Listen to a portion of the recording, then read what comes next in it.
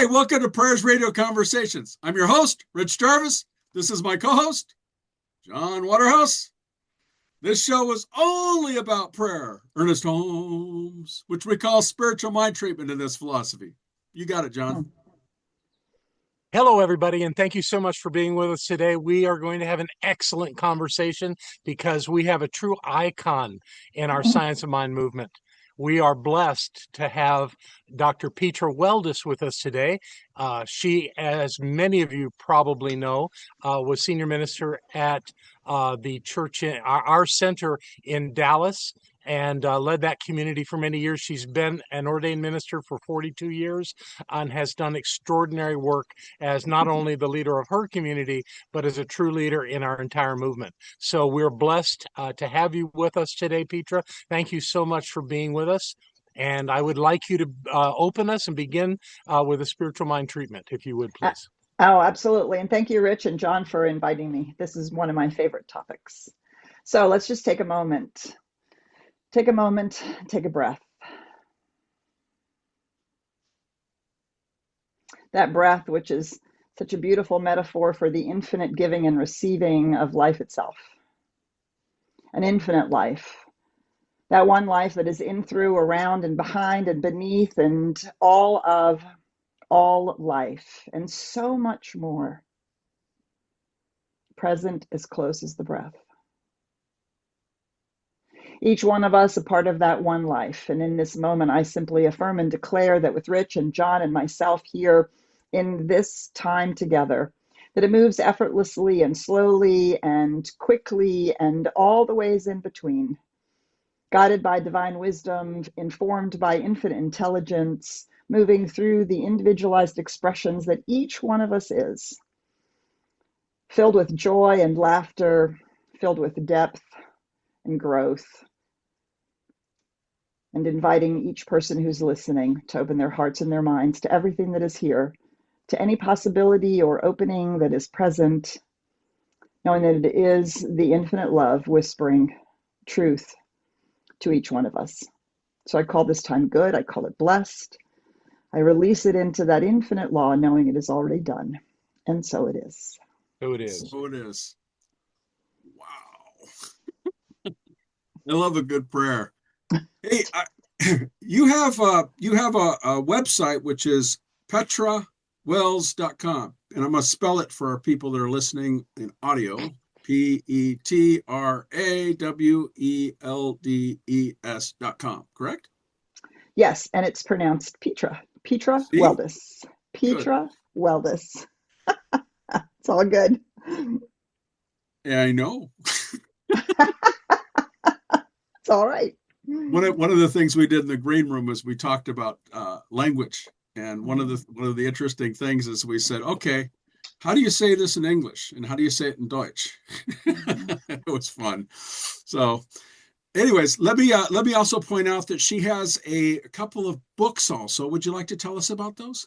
Sure. Reverend Dr. Christian Sorensen and I, we had the pleasure of writing 3 journals together. They are daily opportunities for a little bit of inspiration, and then there is a place on each page in which to journal about what the inspiration is. The first one is the Joyous Freedom Journal. The second one is the Joyous Living Journal, and the third one is the Joyous Abundance Journal. And they're things, if you decide not to write into it, you can use them year after year, but it is a daily from January 1st to December 31st opportunity for deepening. Awesome. And then you had In the Heart of God with Michael Gott and yourself.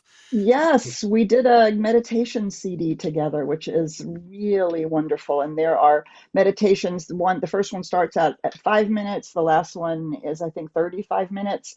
Each one has a slightly different focus. Some of them are just for centering. Others are for inviting inspiration, meeting a guide, having a deep experience.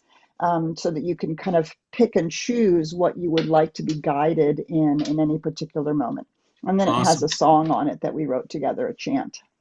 What we'll do is we'll have that in the show notes for everybody watching and listening so that you can check that out. So the first question we have about prayer, getting back to our main topic, is how does prayer show up in your life?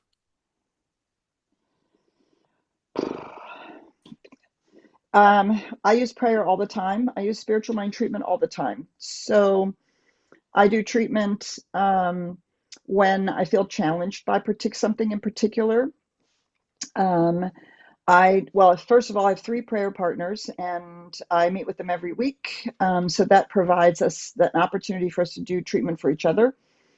And I will tell you that while I use it regularly throughout the day, when I feel like I want to really impress something, I often do treatments for gratitude because things I want to say, take them snapshot. This is my mental equivalent. More of this, please.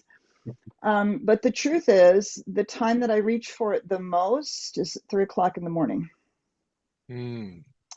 Those times when I'm awake and I'm afraid about the climate change or the political situation, or I'm afraid about what's happening with my son or my own life, or I get wigged out about something. And of course, at 3 o'clock in the morning, that's the best time to spin out. And so that's when I feel like I double down into my spiritual mind treatment. No, we're not going to any of those places. And I do that treatment until I can sense that I've shifted consciousness enough that I can go back to sleep. That's great. My Native American teacher said that 3 a.m. is the shaman's hour. Yeah. So good for you, Petra. That's wonderful. So I would like to talk about how you teach treatment. I believe I've been in your classes. I've seen how you teach. I've experienced that firsthand, and I would call you a quintessential teacher of science of mind. And because of that, I'm very curious about some of the ways that you teach treatment, maybe some of the nuanced things that you would bring up in class that would really spark people's attention and curiosity. Anything come to mind?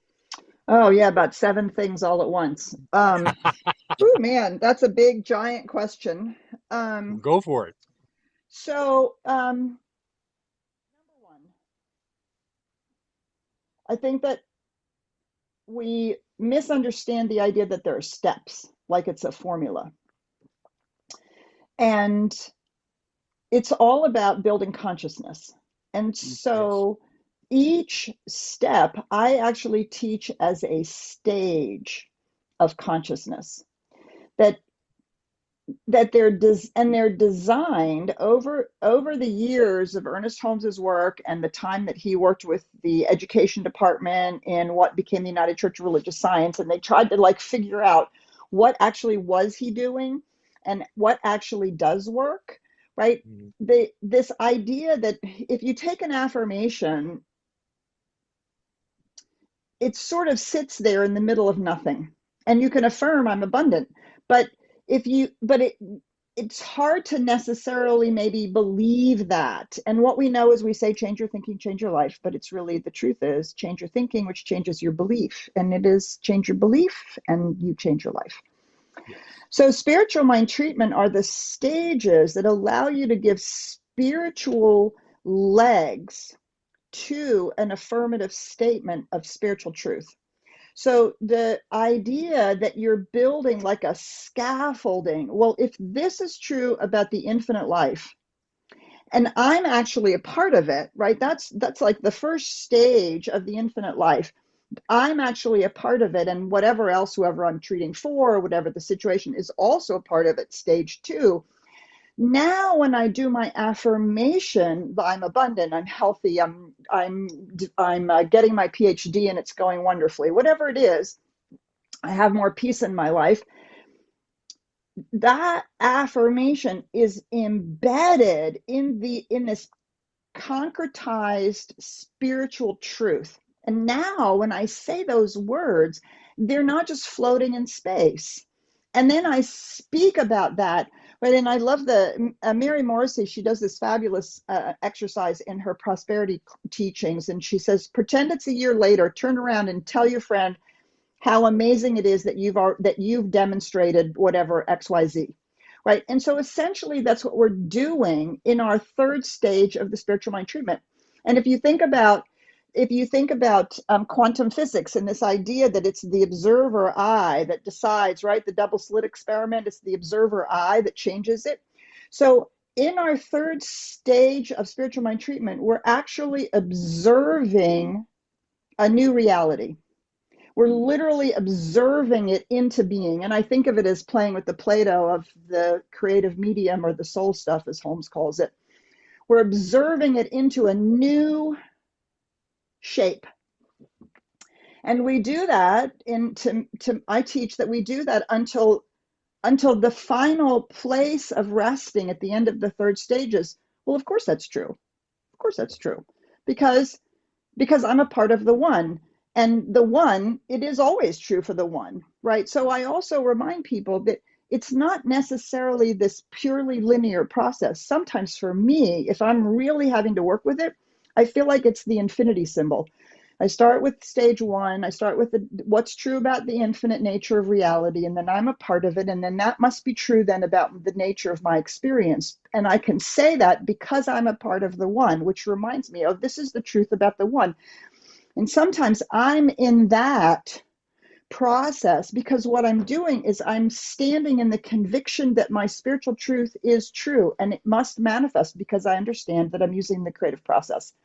We're not just hoping that something is hearing it. We're not just thinking that we have to instruct God on what needs to be done, but I'm so working with it that I begin to believe it. And it is the belief that Ernest Holmes says subjectifies it, means it becomes something that we understand to be true. And the minute it's true for us, the law says, well, of course, that's true. And it must now do its work, right? And so at the end of stage 3, there's that moment of, well, of course this is true. Well, and if of course this is true, one cannot do anything but feel grateful. Oh my God, I'm abundant. I'm healthy. I have peace in my heart. Whatever. Like that gratitude wells up naturally. And I tell my students, if it's not welling up naturally, maybe you need to spend a little more time in that little figure 8 and that little infinity symbol until you are embodying it to the best of your ability in that moment. And then, of course, you have to let it go, right? And you have to let it go into the law and let the law do its work, because it's like managing the universe, right? Managing the universe surely can manage how to get you to your demonstration. So get out of the way, let it go. People, I have many thoughts about what we actually think, or what we let go of when we should be letting go at this part. And then, of course, right, we nail it in. And so it is. And so boom, that's my stake in the ground. And so I try to invite people to understand that it's not a formula and it's not rote. There's no magic words. The other thing I would say is that what I think is really important is that I have to make those words real for me. Absolutely. And so just saying, well, there's one life and that life is my life and blah, blah, blah, it's like, yeah, do you really understand what that means? Does it really feel like something to you? So I coach people, and I do this myself. One, I have particular ways in which spiritual truths have been said that I've read or heard or that have really resonated with me that I use to help me feel the words. One. Two, like Emerson and Ernest Holmes and so many of the people in our lineage, I'm a nature girl. And if I can see it in nature, even though I know that a physical analogy is going to break down because we're talking about the infinite, right? But if I can see it in nature in some form or fashion, it becomes more real. So I ask people, what's your metaphor for abundance? What's your metaphor for activity, the divine activity? Somebody wants a job. What's your metaphor? For me, it's the bees that are humming around the azalea bush when I was a kid. And that hum of activity and those beautiful flowers and how they attract it, right? All of a sudden, I can feel that activity of the universe happening. And now I'm working that with my treatment. It's happening for this person I'm doing treatment for, that they have the activity of the universe, that they can't be, there's nothing about the universe sitting around at home. They're like those bees humming around, and their job is attracting them. And they're right. Do you see the metaphor makes it real? Because I've seen it, I've experienced it. And so I'm constantly working with people. These are not just words. There's no perfect words, there's no right words. There's only the words that make it true for you, that you can hold on to. And some people are like so flowery you get lost, but if that works for them, great. And other people are like so succinct that you're like, really, is that enough? Can you really shift your consciousness that fast? Well, maybe they can. I also have a lot of space in my treatments because I'm like reveling in the feeling that I'm creating, and the sense and the conviction. I don't want to say like feeling, like I have a little issue with that word, but the sensation of it all and the truth of it all. And then I'm like, okay, now where do I go from here? Right. So it's like each time, the whole point is embodiment. It's not just here, and it's not just in your heart. The whole point is embodiment. Okay, that's enough. That was beautiful. That's awesome. Rich, did I not tell you she's amazing? She is amazing. My gosh. You know, that it's interesting how your prayers have evolved over time, and how they've changed over time. I mean, you said that you felt it in nature with the bees, and then you said that you're using metaphors, but did you always have, were you born like that? Or how did you evolve that? No, I think that, well, I a was little hoping bit like somebody would say yes. meditation. When I first sat on meditation, when I first sat on my meditation cushion, I thought, this is the stupidest thing. Mm. I'm sitting Okay. here. Okay, great. I'm sitting here. I mean, I feel like I did that for 3 years. Okay. And everybody was having visions, and they were leaving their bodies, and they were doing whatever. And I'm like, okay, I'm just blankety blank sitting here. And my Yeah. meditations teacher, who, thank God, he came out of Paramahansa Yogananda's ashram in California. He said, Petra, as long as you sit on the cushion, just stay on the cushion. Just stay there. It's really all right. And so for me, spiritual mind treatment was a little bit the same. I don't get it. I don't get it. But I was told that you were to do it, right? Just like I was told with meditation, just do it. And so, I mean, if I'm going to be on a spiritual path and people are going to say this is something that really works, you ought to give it a try, and not Mm. just immediately say, oh, nobody can tell me how to pray and I have to just listen to it. And yes, of course you have to find your way, but you have to find your way. You have to find your way into it. And the combination of meditation and walking in nature and then doing the treatments. And I will tell you, for me, I did not find my deepest spiritual experiences, nor do I know how the universe works because of meditation. I know it because of spiritual mind treatment. Because when you have to say those first two stages over and over and over and over again to yourself, you either have to stop saying it, or you have to start entertaining the possibility that these things are true. And Yeah. when we entertain the possibility of these things being true, it completely restructures our entire paradigm about the nature of reality. And we stop living from a purely human experience, which changes everything. That's why it's called a transformative philosophy. And so, yes, it has evolved over time. And over time, different particular ideas start finding themselves into my treatments. Like I think there was a 5-year period of time where I was absolutely enamored with, in my first stage of treatment, the idea that being becomes. So partly my treatment was a contemplation. What the hell does that mean? How can you have one being and have the multiplicity? How can you have a static absolute and an emerging, evolving, as Ernest Holmes says, a relative? How does that even work? And so I worked with that in the first stage of treatment for probably 5 years. And I will tell you, my treatments got deeper and deeper and richer and richer. And and not to make it just rote, but to really work it. The steps have to be worked. They're not just said.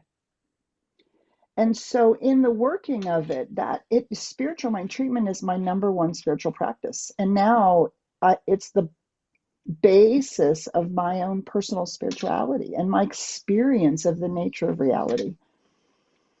So no, I was not born that way. Although I was born seeing the fairies and talking to the trees and all that stuff. So something was going on. That's beautiful. Love it. I love it. So you're not only an iconic teacher in our movement, Petra. I'm sure that you counsel many people on how to improve their lives and teach them how to use spiritual mind treatment, either in a class or one-on-one. Right. So my question to you would be, have you ever had a situation where you were counseling someone and you did a treatment for them and they came back to you and said it didn't work? And if that happened, how did you handle that? Oh, I just say, well, it hasn't worked yet. I remind people that sometimes the molecules of the universe have to be rearranged. And I think that the biggest issue in our spirituality is that we take as our primary teacher Jesus, whose every story was instantaneous demonstration. Yeah. And it pisses me off. Really. Can we not understand that somebody wrote those stories? Right? Not that those things didn't happen, but oh my goodness. Plus, things have to emerge and unfold in the becomingness. So, I have participated in instantaneous healings of the physical body. I have participated in the instantaneous manifestations of money. But I would say the majority of the treatments actually evolved over time. Because partly what was being treated for was something in the world, in the physical space-time continuum that operates under the law of growth. Now, in many cases, it was accelerated.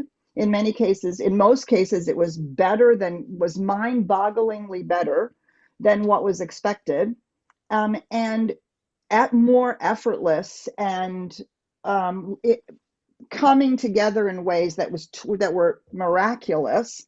But there's still the becoming. So people become impatient and they think they're not doing it right.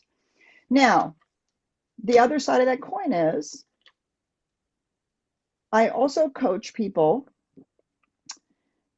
pay attention to what's happening in your spiritual mind treatment. So in the process, I believe science of mind. Let me start over again. I believe science of mind teaches us you do every treatment as if it's the only treatment you'll ever do, and you treat until you demonstrate, right?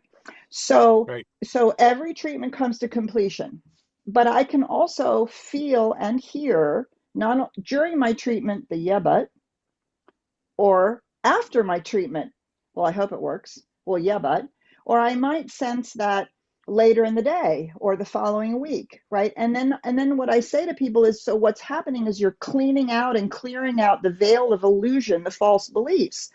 So now you continue treating for the same thing, but your treatment is now aimed at the yeah, but, or the withhold, or the limitation, or all these things that are being revealed that you actually are using this treatment process now to clean out. And of course, if we clean it out for one demonstration, we're cleaning it out for a lot of demonstrations. Third, I also remind people it's okay to change your mind. A lot of people end up treating for things they think they should want, or they think they should need, and sometimes in the process of doing all that treatment, there's a revelation, well, this isn't really what I wanted. Or you're halfway to the demonstration and you're going, oh, I don't know. That doesn't mean anything's wrong. That means you have made a choice, you've done treatment for it, and you're revealing to yourself, well, maybe that isn't going to satisfy what I wanted. Maybe I'm doing that because somebody else thinks I should do that. Whatever it is, right? We make it so simplistic. It's not just a one-to-one relationship. There's all of these opportunities for spiritual growth and awareness all along. And so it becomes a dialogue with the universe. It becomes this amazing opportunity for us to be directing, receiving, directing, receiving, directing, getting the feedback, listening. And we become educated in the process about what we want, what we think we want, how we think it's going to happen, where all of our withholds, all of that becomes available. And of course, the hardest part is when somebody is having a physical issue, especially if they are in some form or fashion terminal or ready or feeling like, there's death is around the corner and they don't want to die. We do treatment I do treatment for whatever the person asks for. I don't need to have an opinion about it. It's not my business. That's what they want. That's what I'm treating for. And I have treated for somebody to stay alive up until the moment they died. And I don't have to psychoanalyze why they didn't heal. It's none of my business. My business is to know the truth and to do the absolute best of the treatment that I do for them. And that's part of the mystery of it all. I don't have to know whatever is going on. But sometimes I've also worked with people whose family wants them to heal, wants them to keep treating, and they're ready not to do it anymore. And that's okay. You get to change your mind. You can say, I'm done. Sometimes death is the only way a soul knows how to get out of this, or an illness. Of course, death is obviously the only way we get out of this, but manifesting an illness and a terminal one is sometimes the only way that we can say, no, my soul is complete and I'm ready to move on. And so, because, you still, now today with our medical society, you have to die of something. You can't just say died. They have to say of something. And so we think, oh my God, it's a failure, it didn't work, blah, blah, blah. No. We just have to stop psychoanalyzing everything. And we certainly don't have to figure everything out. Oh my God, the universe is running the universe. Really? Let's release being manager of the universe and just do our work. Do our work with the wholeheartedness and the absolute most conviction that we can possibly manage, and trust the process. Those are the things I would say. And notice it's not one answer. There's never just one answer. It's always, well, what's happening? What's going on? How do we work with it? But we always work with it from a causal level, not from you're doing it wrong, not from what's in your consciousness, none of that. Just what is being revealed? Where are we going with this? And yeah, even in those times, there's enormous amount of growth available.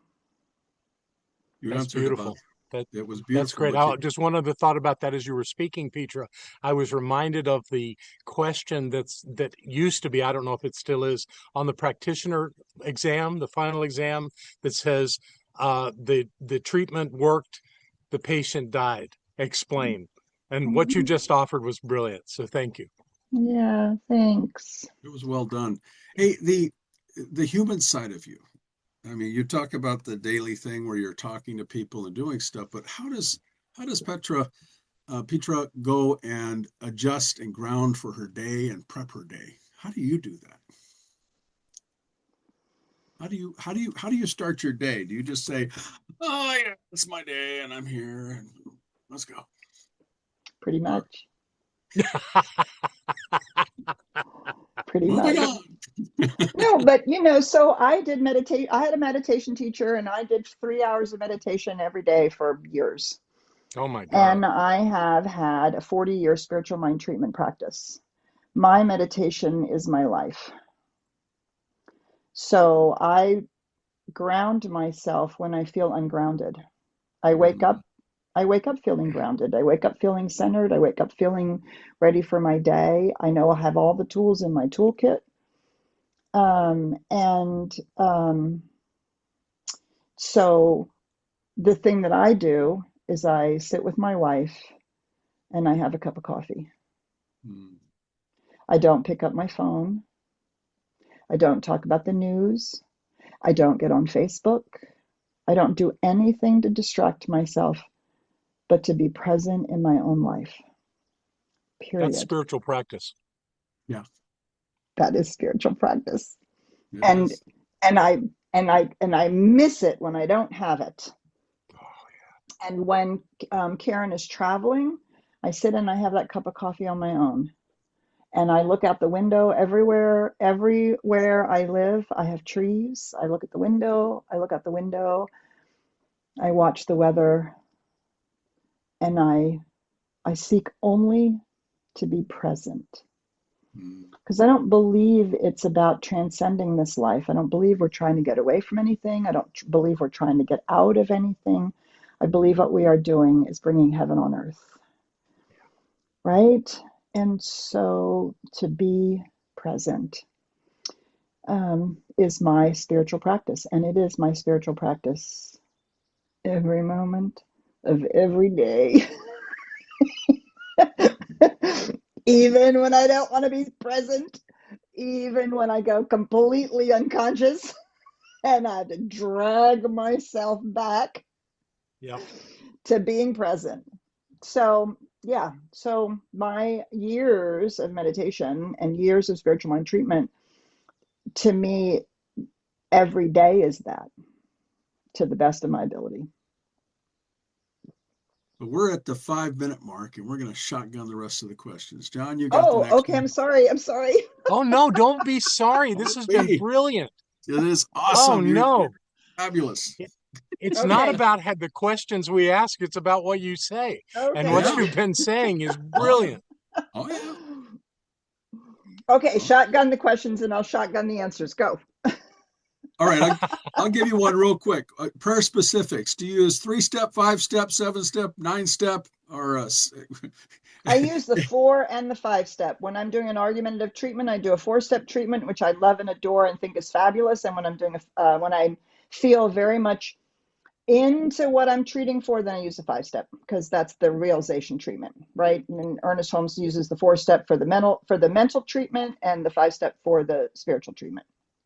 It's funny, we bring up the different steps. Agape uses 8-step, or excuse me, 6-step. They use Thanksgiving in the beginning. Yeah, and that's why you see it's not rote. It's not a formula. That's right. Right. That's why I bring that up. In my argumentative treatment, I can use affirmations and denials, which some people call the 7-step treatment. So great, Right. Whatever. Yeah. Yeah, I wrote so the book when I called teach it, I actually. I'm sorry. Go ahead, John. No, go ahead. When I teach it, I actually teach the 4 and 5-step treatments together, because I love the difference between declaration and realization. I love the difference between acceptance and thanksgiving and release, right? There's something really powerful about those differences, and they're just tools in our toolkit. Do you want a screwdriver? You want a Phillips head or a slotted screwdriver, right? Yeah. I was saying that I wrote this book called 5 Steps to Freedom, but which I love. Today, thank you. But today, what I'm finding is the first 2 steps, I can't separate them. And that idea of the infinity symbol fits so beautifully into what I'm experiencing, because I don't know how to take those 2 apart and do one and then do the other. They're the same thing. And you have to come from it that way, that it's all one thing, that you can't subdivide God. Right. And for me, that has been a powerful growth in my spiritual life. I love that. And I love that we can allow it to grow and evolve without losing the thread or the baseline that it has given us. And that's exactly what Ernest told us to do, was to continue to evolve with it. So I think we're paying attention, and I'm happy about that. Yep. Well, this has been a delightful conversation. I would want to ask you, my final question is, what do you want people to step away from this conversation with? What bottom line thing would you like to see people know after hearing your sharing today? Do spiritual mind treatment every day, whether you need it or not. Get prayer partners. Do spiritual mind treatment for them. I mean, you can treat for gratitude. You can treat for a hangnail. You can treat for something that's happening tomorrow. You can treat for something that's going to be 10 years from now. You can treat for the climate, or you can, treat for the new floors in your house. I've spent 25 years with these people, and there's never any shortage of things to treat for. That's true. Right? And absolutely, it doesn't mean you're constantly looking for things to fix or solve, nor does it mean that you're constantly dealing with unhealed trauma. Sometimes you are absolutely setting a new cause in motion. You're making intentional and conscious decisions about your life, and you're centering yourself in your truth and you're embodying it so that you can move in the world from that place. Do treatment every day, whether you need it or Every not. day. That's brilliant. That's wonderful. Thank you. Rich. Well, I wanted to ask one last question. I mean, that was the final question, but I'm asking you. How do you Okay. explain this philosophy to somebody? What's your elevator speech? Oh, I don't have one. Why would I want to do that?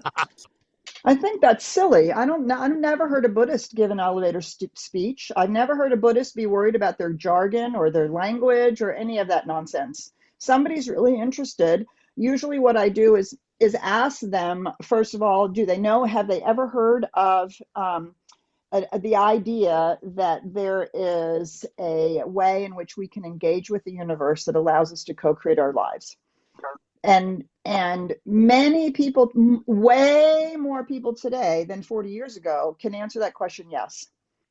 And so that gives a springboard of then talking about, and then I ask questions, right? Depends on who the person is, what kinds of language they use. To then I might speak about oneness because they really feel like that's that experience of being a part of something. Other people are really about manifestation, so then I'm going to talk about that, right? But to think that you can, yeah, I mean, I would be hard pressed to ask a Christian, okay, what's your elevator speech?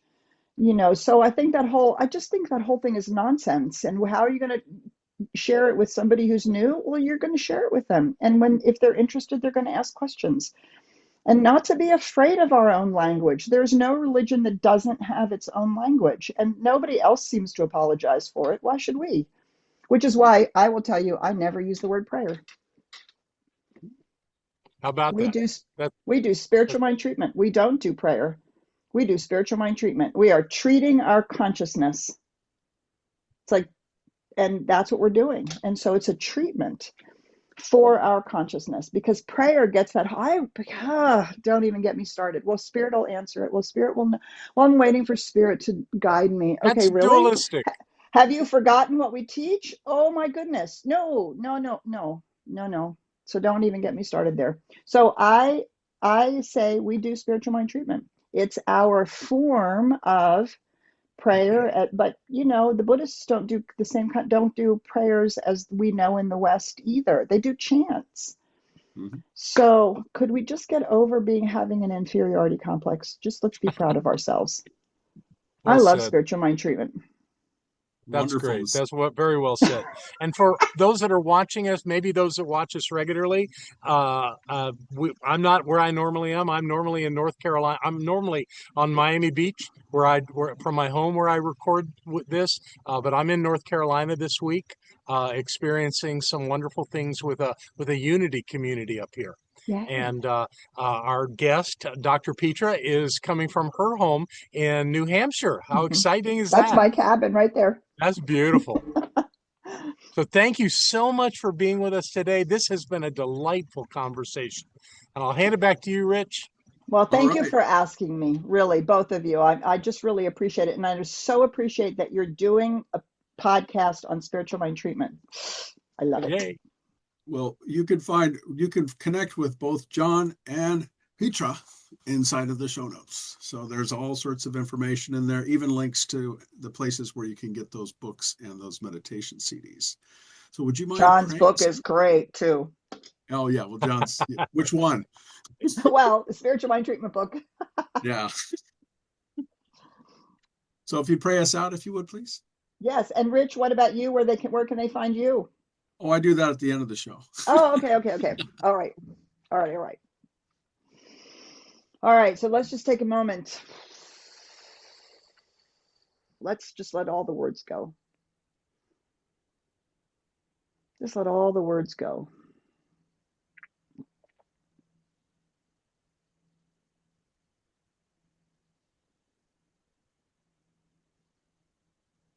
Just allowing ourselves to drop into that deeper place.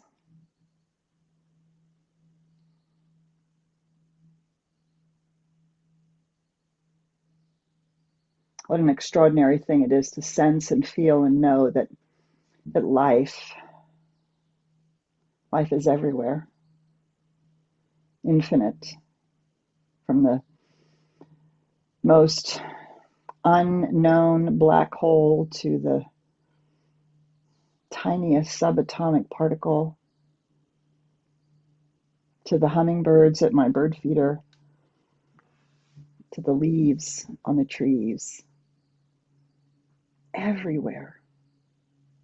An infinite life, nothing left out.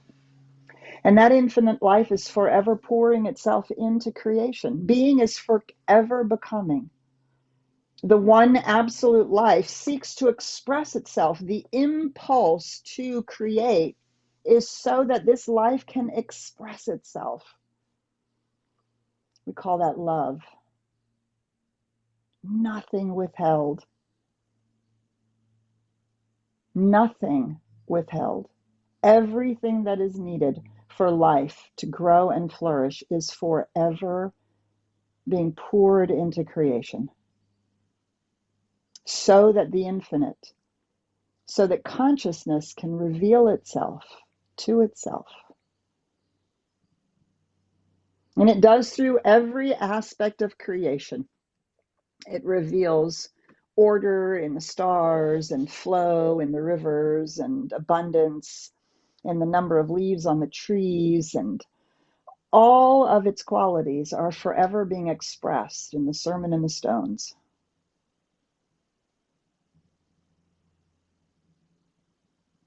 And that life is my life and the life of each and every being everywhere. And in my life and in our life as human beings, this is the place where the infinite is individuating itself, expressing itself, individualized, becoming conscious that it is consciousness, becoming conscious of itself, to be able to see and know that it can create, that it can choose, that it can decide, and that it can further the evolution of consciousness by choosing to create. Every creation, every decision, every choice is an opportunity for these choices to be educated. Is it in alignment with this trajectory, this impulse of life to give to life, or not? And today I affirm and declare that as humanity is awakening to its spiritual magnificence, there is a greater, deeper realization of life moving in, through, and all around all of creation. That we are inextricably linked with this one infinite life and all of creation. And that right where humanity is, each and every one of us, our choices are being educated. Is it in alignment with life, for the evolution of life, for the good of life, or not? So I release any false beliefs about anything that stands in the way. I release any false beliefs about unmet needs or unmet realizations. I release any false belief about ownership or dominion. I release any false beliefs that there isn't enough for everyone. I release any false belief that stands in the way of the revelation of wholeness revealing itself on our planet. A healthy atmosphere, a healthy environment, healthy for all beings, all people, all beings everywhere, in harmony and balance. I stand witness to this revelation moment by moment in every place where it is already being revealed. I celebrate every place and every person that is participating in this revelation, is making choices to bring it about, knowing that the infinite wisdom and intelligence of the universe is guiding, guarding, and directing all of this, that it must be so as this awareness grows. So I can relax into it with perfect faith and trust. I release my own fear and doubt and worry.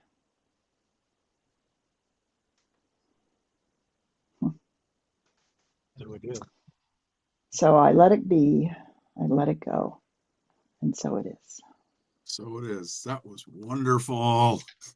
Very nice. Well, visit us on Prayers Radio. Like, subscribe, and if you like this, go ahead and subscribe to us on one of the 21 platforms that we're currently on. Again, if you don't say a prayer, you ain't got a prayer. So everybody say bye. Bye. Bye. Your